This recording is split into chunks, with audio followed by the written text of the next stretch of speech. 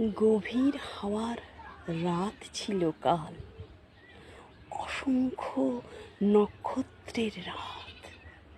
সারা রাত বিস্তীর্ণ হাওয়ায় আমার মশারিতে খেলেছে।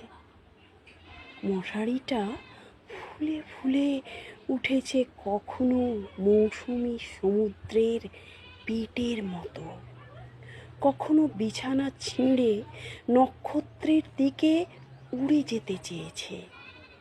এক একবার মনে হচ্ছিল আমার আধো ঘুমের ভিতর হয়তো মাথার উপরে মশারি নেই। সাতি তারার কোল ঘেঁষে নীল হাওয়ার সমুদ্রে সাদা বকের মতো উড়ছে সে।